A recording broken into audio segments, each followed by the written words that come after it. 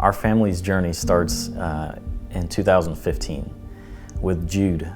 And shortly after his birth, maybe a few weeks later, we started finding signs or symptoms that he was having that related to his health. He was about 8 months old, and I remember his hepatologist called and said, based off of the recent scans, Jude is going to need a liver transplant. So that was, obviously shocking news to us, and we didn't know what to do.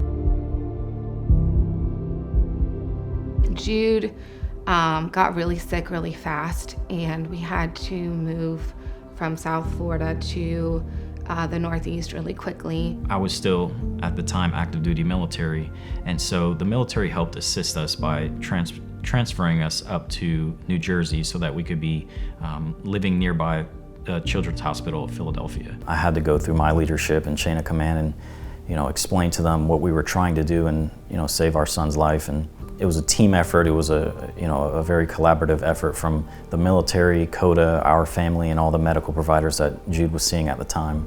Jude was able to receive his transplant in July of 2017.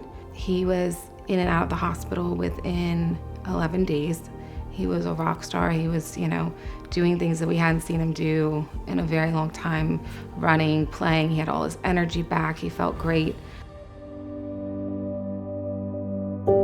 Then we decided to have another child, and Lucille, knowing that, we have this genetic defect in our family, we had her tested right away, and we found out she had the same Alpha-1 Antitrypsin Deficiency, but not everyone that has this condition develops it to the stage where they need transplant. So her team at Children's Hospital of Philadelphia followed her until she was about 3, and I think that was the defining time when they said Lucille was also going to need transplant. Lucille's journey was a little different, as in it took a little longer for her to receive transplant.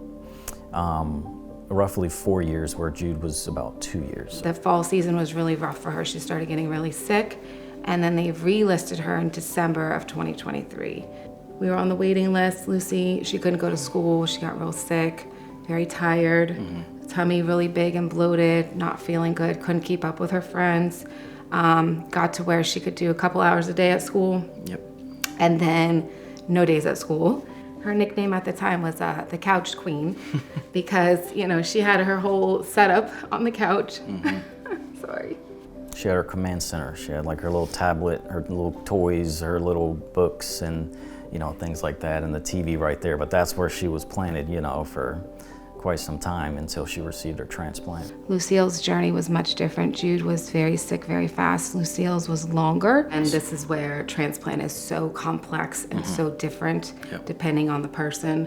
One of us had to be with her at all times. So the financial burden again was something that people can't plan for. Your goal in those moments is trying to get your child, healthy. And COTA comes in and says, do that job, and we'll make sure that your financial obligations are also going to be covered as well. So it takes so much stress out of a situation that's over this amount of stress that you should be dealing with in the first place. So she had a long recovery at home as well because she still had some complications post-transplant, and so there was a longer rehabilitation process and getting her back to herself. But she did.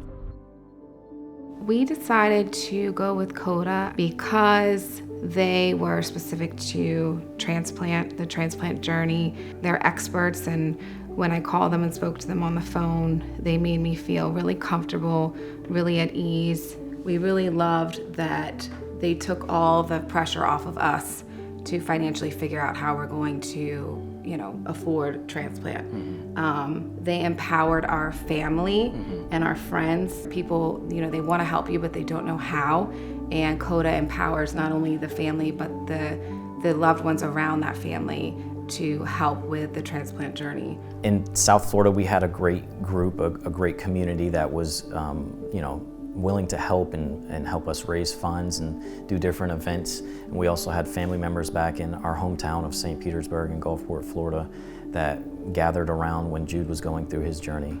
And then once we moved to New Jersey, COTA has a great partnership with the American Legion, and that was basically our New Jersey COTA family. So the walk with COTA is an easy one for us because they've been basically a part of our family. So. And we love that our kids will have that support from them for their whole life. COTA was a lifeline for us. They've been a lifeline for us for a decade.